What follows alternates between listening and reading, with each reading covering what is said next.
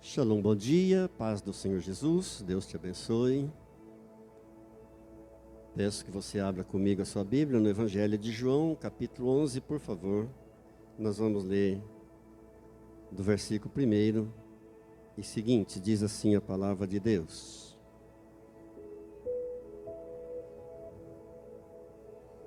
Estava enfermo Lázaro de Betânia, da aldeia de Marta e de sua irmã Maria. Esta Maria, cujo irmão Lázaro estava enfermo, era a mesma que ungiu com bálsamo o Senhor e lhe enxugou os pés com seus cabelos.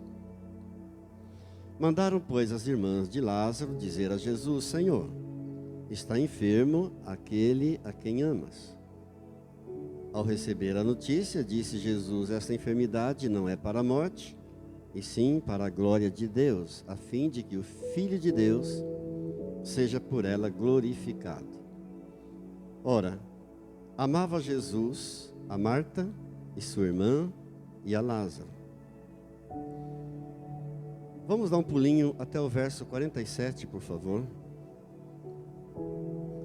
Então, os principais sacerdotes e os fariseus convocaram o sinédrio e disseram: que estamos fazendo, uma vez que este homem opera muitos sinais? Oremos. Querido Deus, querido Pai, não sou nada sem Ti. Preciso desesperadamente da Tua graça nesta hora. Pai Santo, o culto não é apenas cantar alguns louvores no domingo, mas o culto é o Teu alimento para a semana inteira.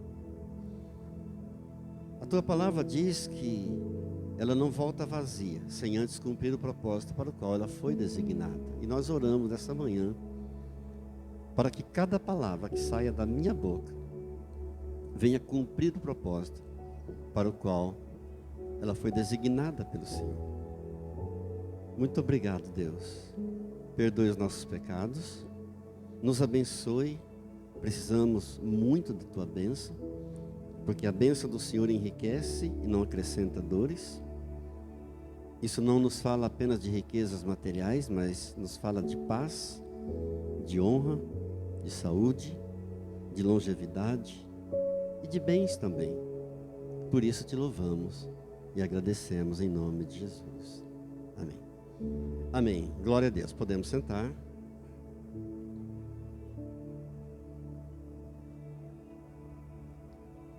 Antes de mais nada, nesse texto tão conhecido de todos nós, creio que não é nenhuma novidade para vocês, e nem eu sou pregador de novidades também. Mas a palavra de Deus é a palavra de Deus. Ela é viva, eficaz, mais penetrante do que qualquer espada de 2 gumes, e ela penetra até o ponto de dividir alma, espírito, juntas e medula. E ela é apta para discernir os pensamentos e os propósitos do coração. Então eu sempre creio que a palavra que vai ser ministrada vai ministrar primeiro para mim. O pregador é o primeiro a ser abençoado, é o primeiro a ser ministrado. Depois ela vai ministrar a todos quantos a ouvirem. Diga graças a Deus. No versículo 47 que você leu comigo, de João 11, o sinédrio de Israel está reunido. Eu creio que todos sabem o que seja um sinédrio. O sinédrio era o Supremo Conselho dos Judeus, uma espécie de STF, o Supremo Tribunal Federal dos Judeus, uma assembleia de juízes. E esse sinédrio está reunido por causa de Jesus. Eles decidiam as questões políticas, religiosas, legislativas, enfim. Estão reunidos porque o Senhor Jesus está realizando muitos sinais, segundo eles. E eles estão então para decidir o que é que eles vão fazer com Jesus. O que é que a gente faz com esse cara? Porque ele tem realizado muitos sinais. É por isso que o Sinédrio está reunido. Jesus incomodava muito os incrédulos, os religiosos, exatamente como ele continua fazendo hoje, incomodando e muito os incrédulos, os religiosos. É fácil seguir Jesus hoje? Claro que não. Se alguém disser para você que é muito fácil seguir Jesus, você pode dizer para a pessoa: olha, alguma coisa está errada com você. Se você se diz um cristão e não sofre nenhuma perseguição, nenhuma luta, nenhum problema, nenhuma adversidade, alguma coisa está errada. Eu estou citando a palavra de Deus para você. O apóstolo Paulo nos diz em 2 Timóteo capítulo 3, verso 12: quem quiser viver piedosamente em Cristo Jesus será perseguido. Mas o apóstolo João, ele escolheu a dedos 7 milagres do Senhor Jesus para colocar no seu evangelho. Os outros evangelistas citam muitos milagres de Jesus, mas o apóstolo João escolheu apenas 7. E um detalhe muito importante: ele não chama os milagres de milagres. João chama os milagres de Jesus de sinais. Você leu comigo, no verso 47, fala de sinais. O Sinédrio está preocupado, João está dizendo, porque Jesus realizava muitos sinais. No resumo dos 7 milagres que João cita, o primeiro é a transformação de 6 talhas de água no melhor vinho do mundo, numa festa de bodas, lá em Canaã da Galileia. O segundo milagre, Jesus cura o filho de um oficial do rei, que estava a uns 30 quilômetros de distância, mais ou menos. E aquele oficial vem ao encontro de Jesus e suplica para que Jesus desça até a casa dele, porque o filhinho dele está muito doente. Ele diz: Senhor, desce logo antes que meu filho morra. E Jesus disse: não vou lá, daqui mesmo, pode ir para tua casa, desce para tua casa que teu filho vive. E quando aquele oficial do rei chegou em casa, o menino estava bom, e ele perguntou a que horas a febre tinha deixado o menino. E ele conferiu que tinha sido no exato momento, na mesma hora em que Jesus tinha liberado aquela palavra de que ele podia descer para casa, que o menino já estava curado. O terceiro milagre narrado por João foi a cura daquele paralítico que estava ali no tanque de Betesda há 38 anos, paralítico, esperando por um milagre. E Jesus então disse para ele: pode pegar o teu leito, pega a tua maca, vai embora, porque você já está curado. O quarto milagre que João cita foi a multiplicação de 5 pães e 2 peixinhos, de uma tal maneira que alimentou mais de 5.000 pessoas. Não foram contados crianças e nem mulheres, mas 5.000 homens foram alimentados, e ainda sobraram 12 cestos cheios de pão e peixe. O quinto milagre que João narra é Jesus andando sobre as águas no mar da Galileia. O sexto milagre que João narra foi a cura de um cego de nascença, em que Jesus cuspiu no chão, fez um lodo, aplicou aos olhos daquele cego de nascença, ordenou que ele fosse até o tanque de Siloé para se lavar, e quando ele foi ao tanque de Siloé e se lavou, então aquele cego passou a enxergar.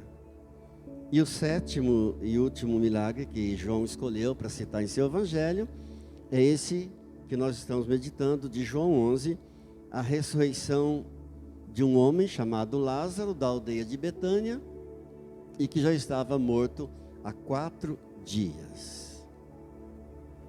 Mas a pergunta é, por que será que João não chama os milagres de Jesus de milagre, mas ele chama de sinais?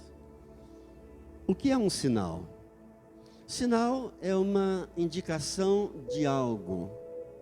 Sinal é uma mostra. Se você perguntar para mim quantas pessoas haviam num determinado evento e eu fizer esse sinal para você, você vai entender que havia muita gente. E se eu fizer com as duas mãos, então, esse sinal, você vai entender que eu estou falando de uma multidão. Então, o sinal é uma indicação de algo. O sinal é uma comunicação, é uma mostra. O que é que João está querendo dizer com isso? Que ele transformou 6 talhas de água em vinho puro, mas isso é apenas um pequeno sinal do muito que o Senhor Jesus pode realizar. João está querendo dizer com isso que Jesus curou o filho daquele oficial do rei com apenas uma palavra liberada de uma longa distância, mas ele é o Senhor capaz de realizar muitas e muitas e muitas coisas além disso. João quer dizer que o Senhor Jesus curou aquele paralítico no tanque de Betesda, paralítico há 38 anos, mas o Senhor Jesus é capaz de realizar muitos e muitos e muitos mais milagres do que esse. João está querendo dizer que o Senhor Jesus multiplicou pães e peixes a ponto de alimentar uma multidão de mais de 5.000 pessoas e ainda sobraram 12 cestos cheios.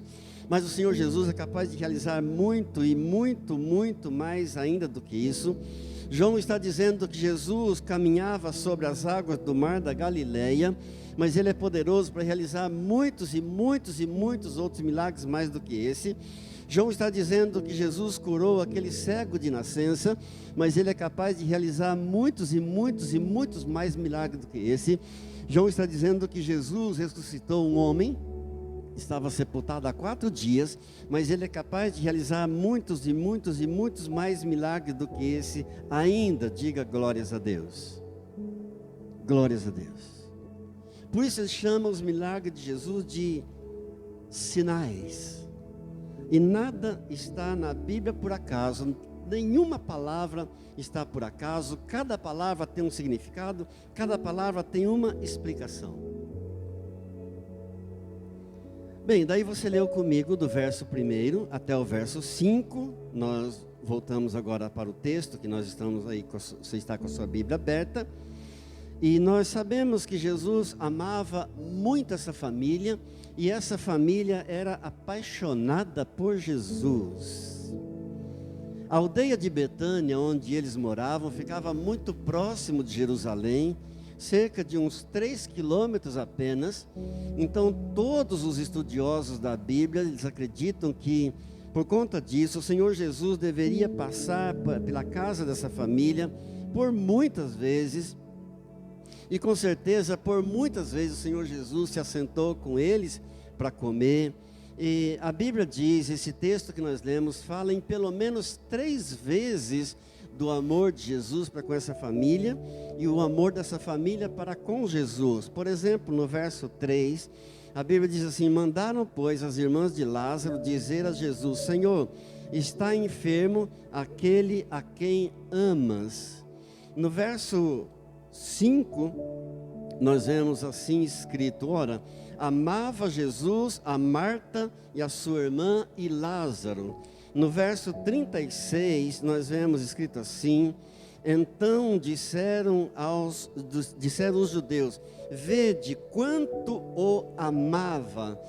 Então isso deixa muito claro que essa família era muito especial. Nós sabemos que Deus não tem filhos prediletos, Deus não tem preferência por um ou por outro, Deus não faz acepção de pessoas, mas tudo indica que essa família era muito amada por Jesus, e essa família amava muito a Jesus. Mas, mesmo sendo uma família muito amada por Jesus, ela enfrentou lutas, problemas, adversidades, enfermidade, morte. o luto chegou também nesta família. Qual é a lição que nós aprendemos aqui? Mesmo sendo você amado por Jesus, mesmo sendo você amada por Jesus, isso não isenta você de lutas, de problemas, de adversidades, de enfermidades e de luto também. Diga: Senhor, me ajude. Amado, Jesus nunca prometeu que nós não teríamos problemas, lutas, adversidades, tribulações, enfermidades nesta vida. Ele prometeu que nunca nos deixaria sozinhos no meio das lutas, das adversidades, dos problemas e das enfermidades. Eis que estou convosco todos os dias até a consumação dos séculos. Amém?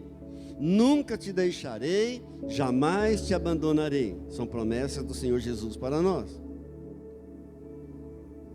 Porque muitas vezes as pessoas chegam a um momento de uma tribulação tão grande, de lutas tão intensas, que chegam a dizer: pastor, eu acho que Deus não me ama.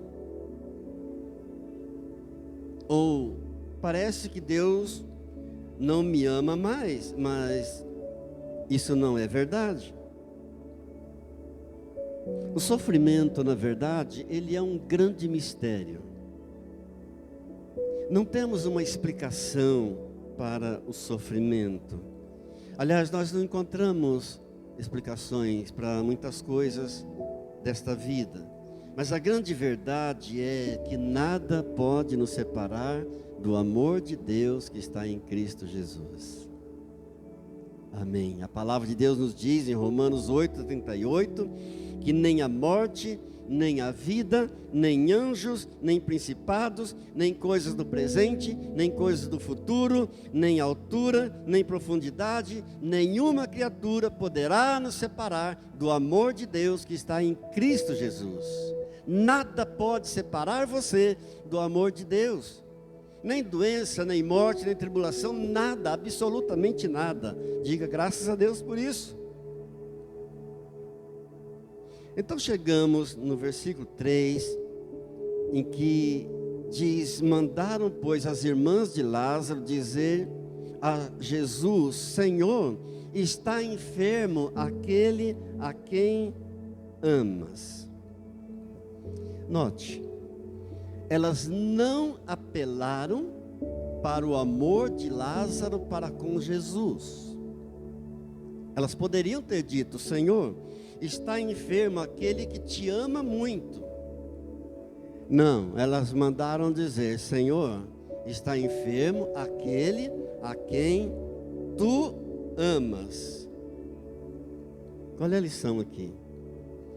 O milagre acontece não porque você ama Jesus. O milagre acontece porque Jesus ama você. Amém? Antes que você o amasse, Ele te amou primeiro. Estou citando a Bíblia, João 15:16. Não fostes vós que me escolhestes a mim, pelo contrário, eu vos escolhi a vós. Por quê? Porque o nosso amor é falho, é sazonal. Nosso amor é temporário, muitas vezes. O amor dele para com você não. O amor dele para com você é incondicional. Ele te ama apesar de. Ele te ama mesmo que. E não há nada que você possa fazer para Ele amar você mais. E não há nada que você possa fazer para Ele amar você menos. Ele te ama do jeito que você está. Venha como você está. Amém? Venha do jeito que você está. É a palavra. Ele diz em João 6,37: todo aquele que o Pai me der, virá a mim. E todo aquele que vier a mim, de modo nenhum eu lançarei fora. Então venha como você está, mas não fique como você está. Amém? Venha como você está, mas não permaneça do jeito que você está. Chegamos então ao verso 4, quando ele diz assim: ao receber a notícia, disse Jesus: esta enfermidade não é para a morte, e sim para a glória de Deus, a fim de que o Filho de Deus seja por ela glorificado. Esta enfermidade não é para a morte, é para a glória de Deus, a fim de que o Filho de Deus seja por essa morte glorificado, por essa doença glorificado. O que é que Jesus está querendo dizer com isso? A última palavra não será da morte, a última palavra é minha. Amém?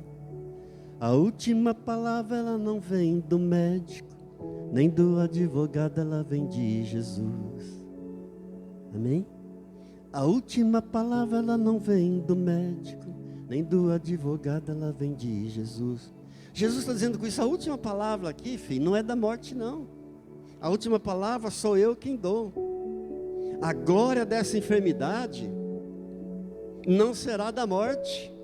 A glória dessa enfermidade será de Deus, e para que o Filho de Deus seja glorificado por causa dessa enfermidade.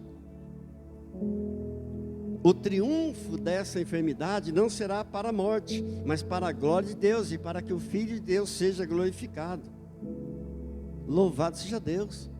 Eu vou profetizar agora sobre a tua vida. Se você crê em profecia, recebe essa palavra em nome do Senhor Jesus, que a tua dor não será para a morte, mas será para a glória de Deus, para que o Filho de Deus seja glorificado, amém? Que a tua enfermidade não será para a morte, que a tua dor não será para a morte, que a tua luta não será para a morte, que a tua adversidade não será para a morte, mas para a glória de Deus, e para que o Filho de Deus seja glorificado por ela. Diga: louvado seja Deus. Amém. Glória a Deus. Glória a Deus. Aí chegamos então no verso 6, que vai dizer assim: quando, pois, soube que Lázaro estava doente, ainda demorou 2 dias no lugar onde estava. Ainda demorou 2 dias. Mas como assim? Ele amava muito essa família, ele está tão longe, ele está a 2 dias de viagem, Lázaro está enfermo, e por que ele ainda demorou 2 dias para sair do lugar?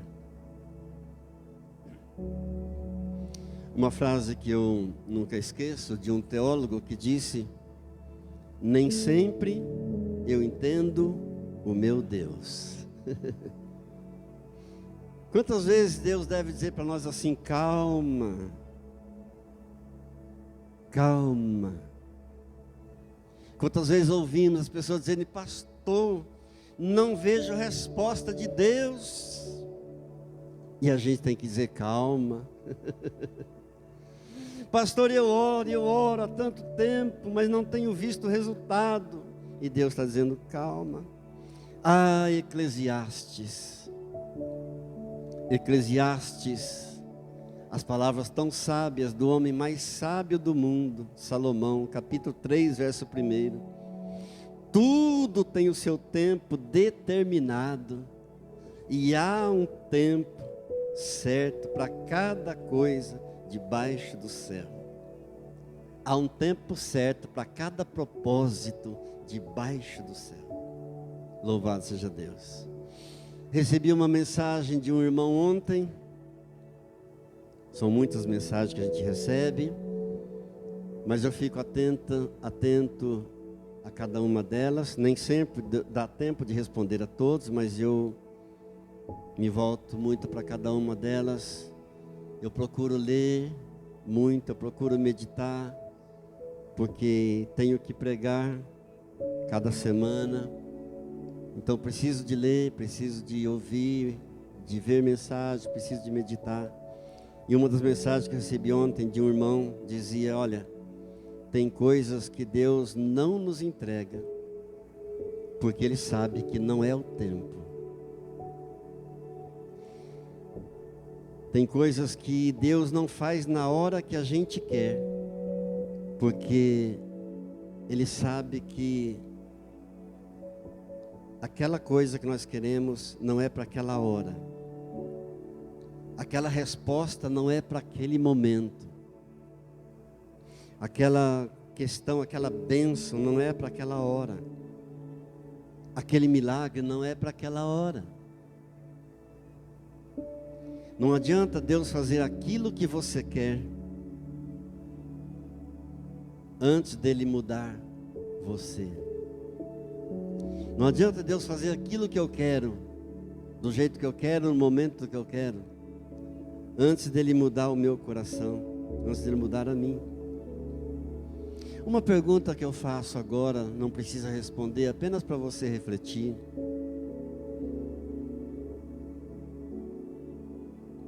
O que é que você tem dito quando os problemas chegam? O que é que tem saído da tua boca quando o problema bate à tua porta? Nós precisamos lembrar sempre que nós devemos dizer aquilo que Jesus disse: esta enfermidade não é para a morte, mas para a glória de Deus e para que o Filho de Deus seja glorificado por ela. Temos que aprender as palavras de Jesus e dizer aquilo que Jesus diz. Esta luta, este problema, esta aflição que eu estou passando, essa adversidade não é para a morte, é para a glória de Deus e para que o Filho de Deus seja glorificado por ela. Pastor, eu orei, mas ao invés de melhorar, parece que piorou. Piorou, mas não é para a morte, é para a glória de Deus. Essa porta que fechou, que foi fechada, não é para a morte, é para a glória de Deus e para que o Filho de Deus seja glorificado por ela. Amém? Grave bem isso no teu coração. Grave isso no teu coração.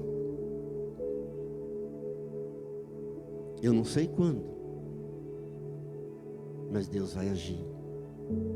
A resposta virá. A bênção virá. Eu não sei como, mas Ele vai fazer. Eu não sei que jeito, eu não sei a hora, mas Ele vai fazer. Diga: Deus é fiel. Amém. Chegamos no verso 7 e 8, que diz assim: depois disse aos seus discípulos: vamos outra vez para a Judéia. E disseram-lhe os discípulos: mestre, ainda agora os judeus procuravam apedrejar-te e voltas para lá.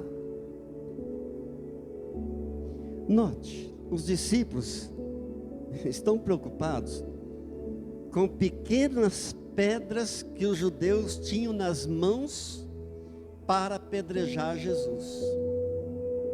Mestre, o senhor está doido? Eles acabaram de apedrejar, eles querem matar. O senhor quer voltar para lá?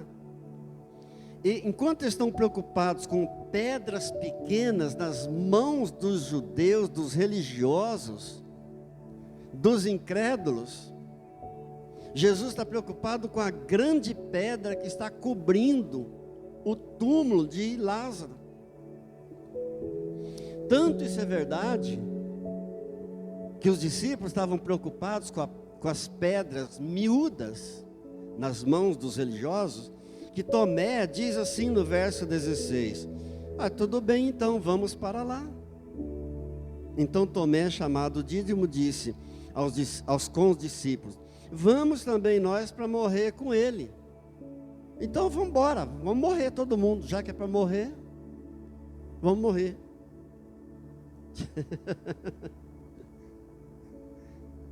Qual pedra era maior? A do túmulo de Lázaro ou a que estava nas mãos dos religiosos? A maior era a que estava cobrindo o túmulo de Lázaro. Aonde estava o milagre? Na pedra maior ou nas pedras miúdas? O milagre estava na pedra maior, que estava cobrindo o túmulo de Lázaro. Amados, eu tenho dito, já disse aqui e vou repetir, o diabo não é nada bobo. Ao contrário do que muitos pensam que o diabo é burro, o diabo não é nada burro, ele é muito inteligente. Ele apenas não usa a sua inteligência para o bem, ele só usa a sua inteligência para o mal. Por isso ele é chamado de maligno, porque ele não consegue usar a sua inteligência para o bem. Pastor, o que o senhor está querendo dizer com isso? Estou querendo dizer que você tem uma pedra grande lá na frente, aonde está o milagre. Eu estou falando da tua ressurreição. E você muitas vezes fica preocupado com as pedras miúdas nas mãos de Satanás. Ele fica usando as pedras pequenas para tentar afastar você do propósito de Deus para a tua vida. Quem está entendendo? Ele usa as pedras miúdas, as distrações, as calúnias, as fofocas, as lutas, a inveja, para tentar desviar você dos caminhos do Senhor. Eu vou profetizar mais uma vez sobre a tua vida em nome de Jesus. Nenhuma pedra vai matar você. Amém. Nenhuma pedra vai desviar você do propósito de Deus para a tua vida, em nome de Jesus. Mas você tem um alvo. Amém. Você tem um propósito. Você tem um foco. E o diabo fica usando as pedras miúdas para tentar desviar você. Você tem uma pedra grande lá na frente. Você tem uma ressurreição preparada por Jesus para você. E eu profetizo, nada vai parar você, em nome de Jesus. Glória a Deus. Glória a Deus. Tem um tempo certo para cada coisa, para cada propósito. Tem um tempo certo para a tua bênção chegar. Siga em frente, não desanime. Siga no propósito que Deus tem para você, naquilo que Ele direcionou você, naquilo que Ele determinou para a tua vida. Siga sem medo, em nome de Jesus. Amém? Chegamos no verso 9 e 10, que ele vai dizer assim: respondeu Jesus: não são 12 as horas do dia? Se alguém andar de dia, não tropeça, porque vê a luz deste mundo. Mas se andar de noite, tropeça, porque nele não há luz. Senhor, não vamos para lá não. Os judeus vão apedrejar o Senhor, vão apedrejar nós. Espera aí, não são 12 as horas do dia?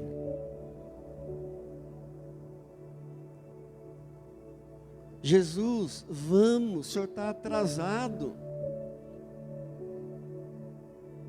O Senhor está demorando 2 dias para sair daqui. O homem vai morrer lá.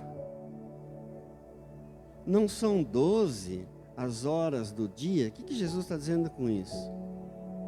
Calma.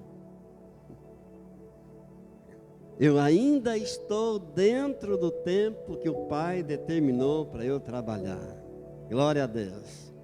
Aí ele diz: se alguém andar de dia, não tropeça, porque vê a luz deste mundo. Jesus está usando aqui uma linguagem figurada. Quem é a luz deste mundo? Ele mesmo, Ele próprio está falando dele. Se alguém andar de dia, vê a luz desse mundo. João 8, verso 12. Eu sou a luz do mundo. Quem me segue não andará nas trevas. Pelo contrário, verá a luz da vida. Amém. Glória a Deus. Aleluia.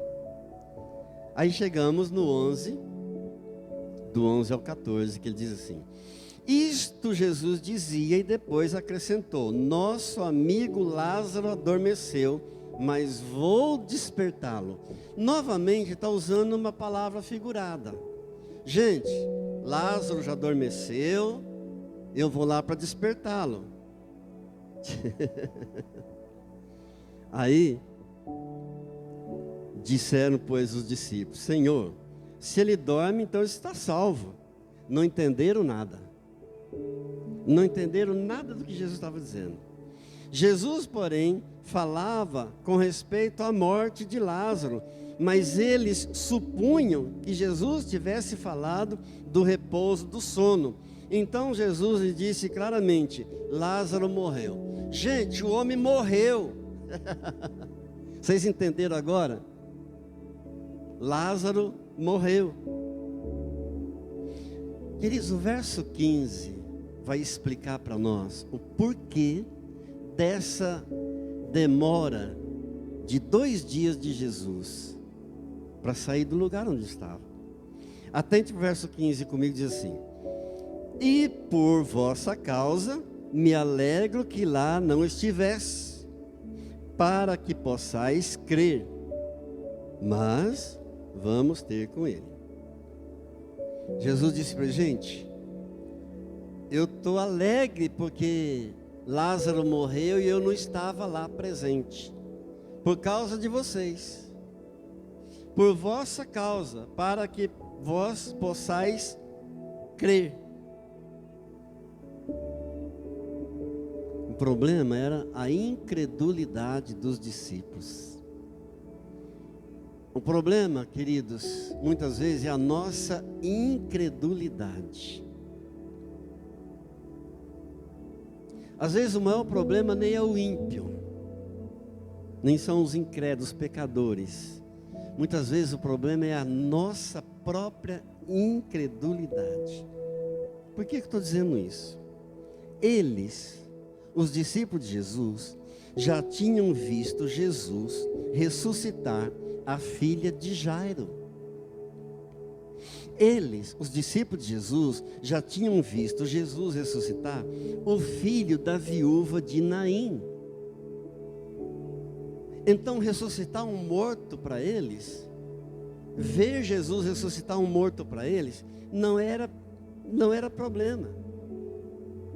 Mas, e quando se trata de um morto de 4 dias? Entenderam? E quando se trata de um de 4 dias? Deixa eu dizer algo para você, escute com carinho isso. Não é que ele está demorando para responder para você.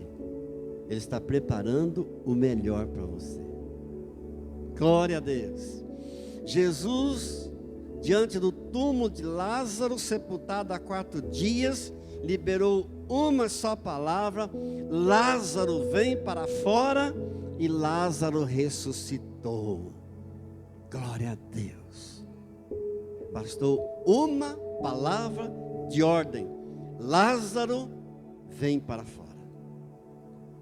Amados, as irmãs dele, Marta e Maria, estavam pedindo para Jesus uma cura. Apenas uma cura física.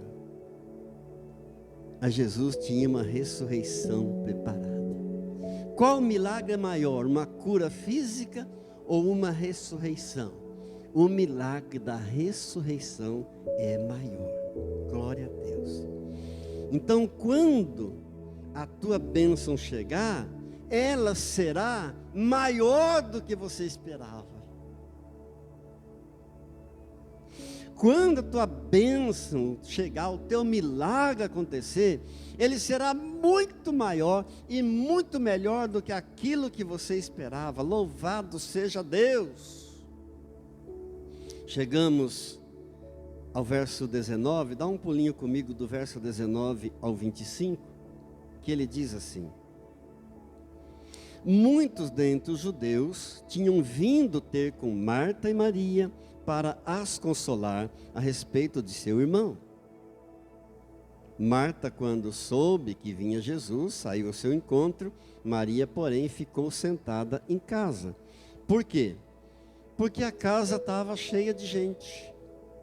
Os amigos da aldeia de Betânia vieram para consolar Marta e Maria.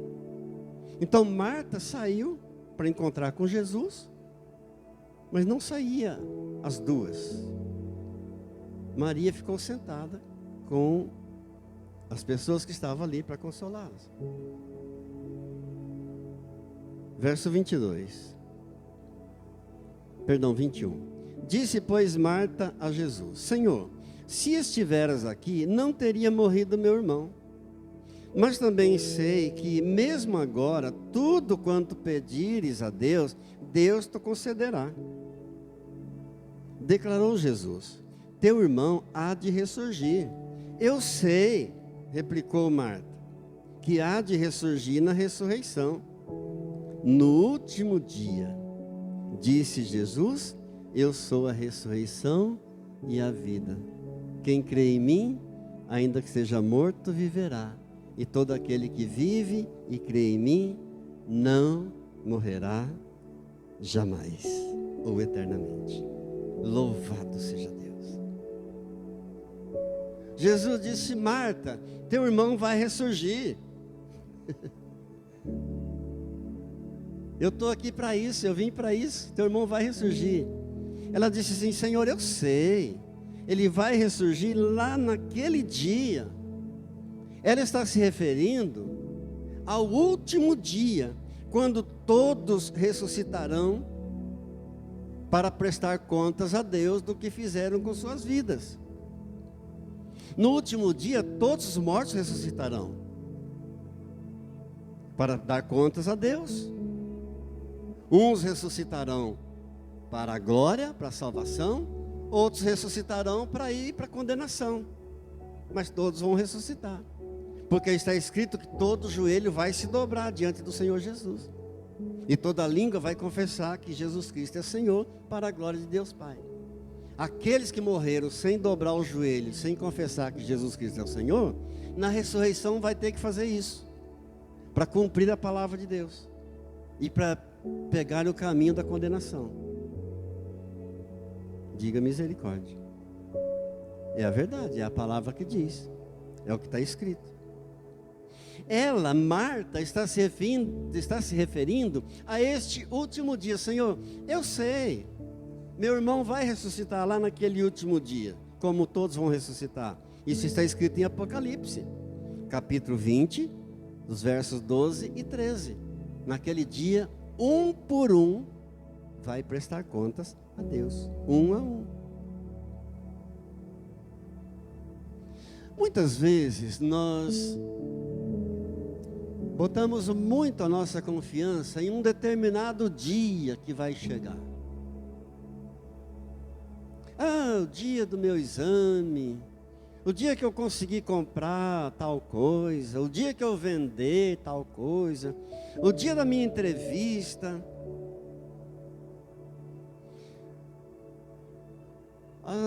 Quando vier o dia de tal acontecimento, às vezes ficamos esperando um determinado dia, confiando em um determinado dia. Ouça o que a Bíblia diz. O profeta Isaías diz assim, 43, versículo 13: antes que houvesse dia, eu era, e nenhum há que possa livrar alguém das minhas mãos. Agindo eu, quem impedirá? Amém. Jesus está dizendo, gente, antes de qualquer dia, eu sou. Louvado seja Deus. Ou seja, pode chegar o dia que for, se eu não estiver presente, não vai acontecer milagre nenhum. Não importa se é segunda, se é terça, se é quarta, se é quinta, se é sexta, se é sábado, se é domingo. Se eu não estiver presente, não tem bênção, não tem milagre. Glória a Deus. O mais importante não é o dia. O mais importante é quem está com você no dia. Amém. O importante não é o dia, é quem está com você. Louvado seja Deus. Jesus disse: eu sou a ressurreição e a vida. Parece que Jesus deu uma invertida aqui. Qual que vem primeiro, a vida ou a ressurreição? Primeiro vem a vida. Mas ele não disse: eu sou a vida e a ressurreição. Ele disse: eu sou a ressurreição e a vida.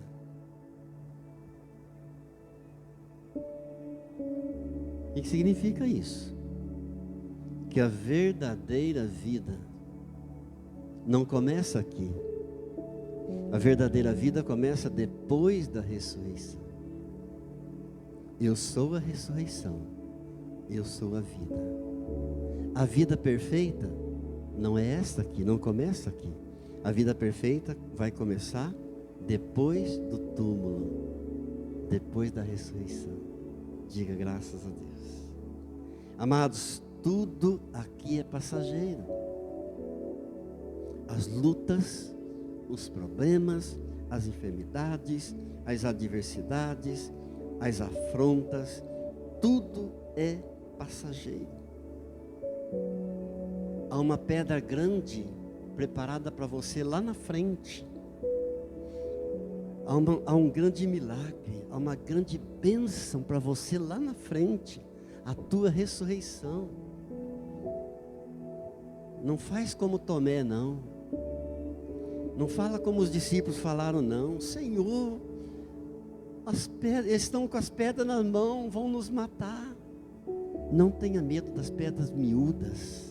A grande bênção, o grande milagre teu está reservado lá na frente.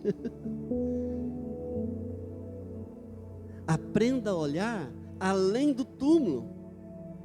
Lá está a vida verdadeira. Lá está a vida perfeita. Às vezes nos preocupamos tanto com essa vida aqui, que a Bíblia diz que é tão passageira. A Bíblia compara essa vida nossa aqui com tudo que é passageiro. Neblina, sopro, uma fumaça, uma erva verde que está verdinha de manhã, de tarde já era. Tudo que é passageiro. A verdadeira vida está além do túmulo. Diga graças a Deus. A vida perfeita, graças a Deus. Até um detalhe muito curioso aqui, muito importante aqui no verso 28, eu quero chamar a sua atenção para ele.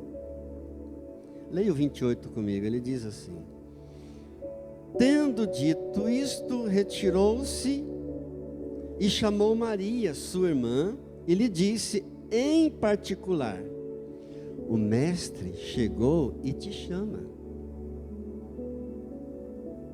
Marta disse para Maria que o mestre havia chamado-a em particular. O mestre chegou e te chama. A casa estava cheia de gente. Marta chega para Maria, no ouvido dela: o mestre chegou e ele te chama. Em particular, diz a palavra de Deus. Qual é a lição aqui? Escute isso. Tem coisas na tua vida que ninguém vai entender, a não ser você e Jesus. Tem muita coisa na tua vida que é um particular teu, entre você e Deus, e não adianta você querer compartilhar, que ninguém vai entender. E ouvindo isso, diz a palavra de Deus, ela se levantou rapidinho, depressa se levantou. Por quê? É impossível alguém ouvir o chamado de Jesus e continuar parado e não fazer nada. O chamado de Deus para você vai te colocar de pé. Estou profetizando. O chamado de Deus para a tua vida vai colocar você de pé, vai colocar um fim em toda dor, em toda luta, vai colocar um fim em toda tristeza, vai colocar um fim em todo luto, em toda adversidade, em toda prova, em toda dificuldade, em nome de Jesus. Diga: eu creio, Senhor. Amém. Amém. O chamado de Deus para você vai remover de você toda tristeza, vai te colocar de pé. Glória a Deus. Vai restaurar a tua alegria de viver, em nome de Jesus. Chegamos ao 35, eu já estou terminando a nossa reflexão. E esse é um dos menores versículos da Bíblia. Se não me engano, é o segundo menor da Bíblia. Diz assim: Jesus chorou. Só isso. Verso 35. Jesus chorou. Sabe por que Jesus chorou? Sabe por que Jesus chorou? Para mostrar para você que Ele entende o teu choro. Ele chorou para lembrar você que toda vez que você chora, Ele entende o teu choro. E Ele diz em Apocalipse 7:17 que Ele mesmo, o próprio Deus, enxugará dos teus olhos toda lágrima.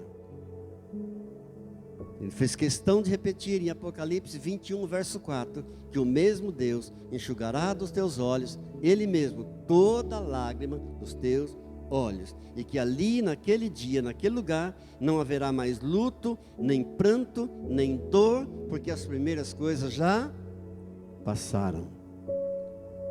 Ele mesmo vai enxugar dos teus olhos toda lágrima. Diga: graças a Deus. Finalmente, o verso 37 diz assim para nós, leia comigo 37.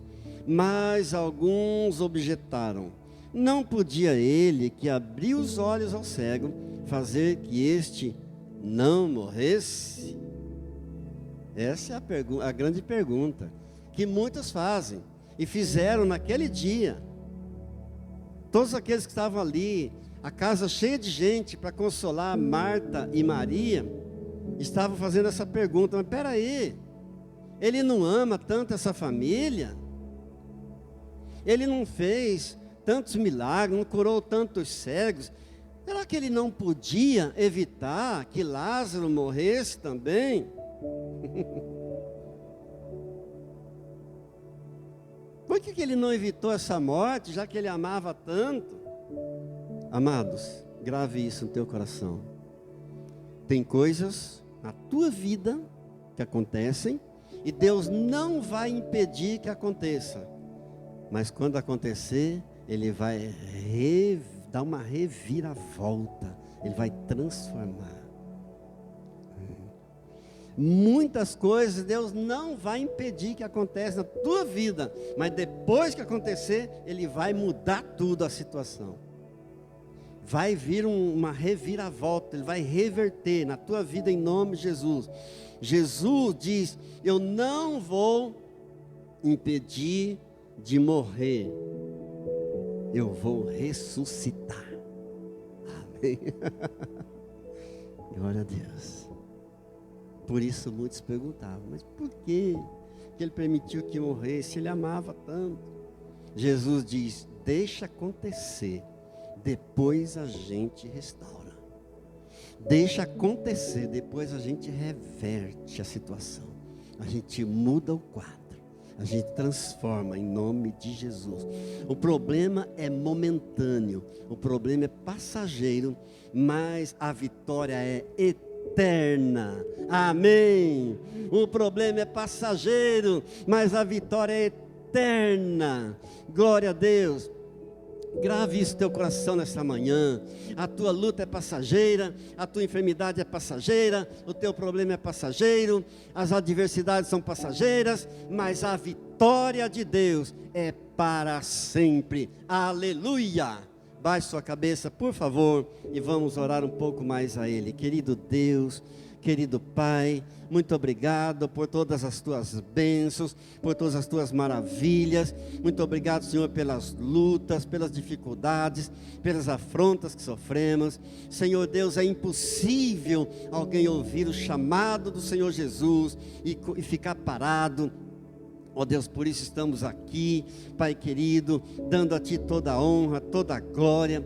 Muito obrigado, Senhor, porque muitas coisas as pessoas não entendem, muitas coisas, Senhor, é um particular entre mim e o Senhor. Por isso te rendo glórias, honras, aleluia. Obrigado, Deus, porque a verdadeira vida não começa aqui, mas há uma pedra grande lá na frente, há um milagre grande reservado para mim lá na frente, a ressurreição que o Senhor preparou para mim. Senhor, me ajude, Senhor, nesses tempos tão difíceis de viver aqui, me ajude, ó Deus, a fazer como o apóstolo Paulo, que combateu o bom combate, que completou a carreira, que guardou a fé. Senhor, me ajude a não ficar focado nas pedras que estão nas mãos dos inimigos, do homem mau, do invejoso. Ó Senhor, me livra, Senhor, das pedradas dos acusadores, dos religiosos. Ó Pai querido, me ajude a focar na pedra grande, na grande bênção, no grande milagre daquele dia, Senhor. Ó Pai querido, que eu não venha jamais desanimar, que eu não venha jamais tropeçar, ó Deus, que eu não venha jamais desviar dos caminhos do Senhor, mas que o Senhor me ajude a permanecer firme pela Tua graça, pela Tua bondade, pela Tua misericórdia, em nome de Jesus, amém, amém. Pai, nós oramos por aqueles que estão passando por lutas neste momento, por aqueles que estão caídos nas sarjetas deste mundo, no frio, sem um teto. Pai, nós oramos por aqueles que estão enfermos, nos leitos de dores. Nós suplicamos, Pai, tenha misericórdia, volta os teus ouvidos para cada um, Pai, para cada clamor, ó Deus, em nome de Jesus. Pai, nós oramos por essa nação, ó Deus, nós oramos por esse ano de eleições. Deus, que o Senhor escolha aquele que está no teu coração para governar esta nação. Pai, em nome do Senhor Jesus, nós oramos, Pai, e abençoamos todos os que têm um compromisso de abençoar esta obra do Senhor, todos os mantenedores, todos os dizimistas fiéis e ofertantes fiéis. Pai, eu peço a multiplicação, uma abundância de bênção do Senhor, Deus, em nome de Jesus. Pai querido, eu oro por aqueles que não vieram, por aqueles que estão orando aqui no templo comigo nesta hora, e por aqueles que estão distantes, por aqueles que estarão recebendo esta mensagem pelo vídeo.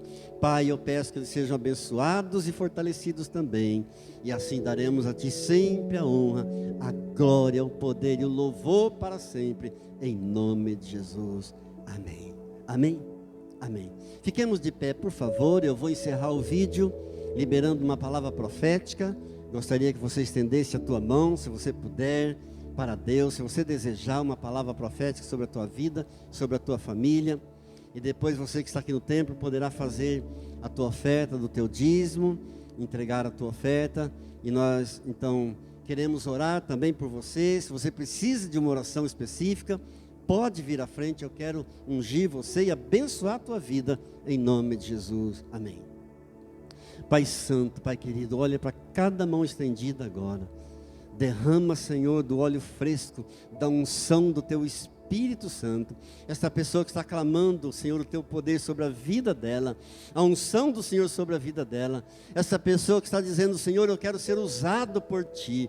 Senhor, me unge nesta hora. Senhor, me abençoa, me capacita nesta hora.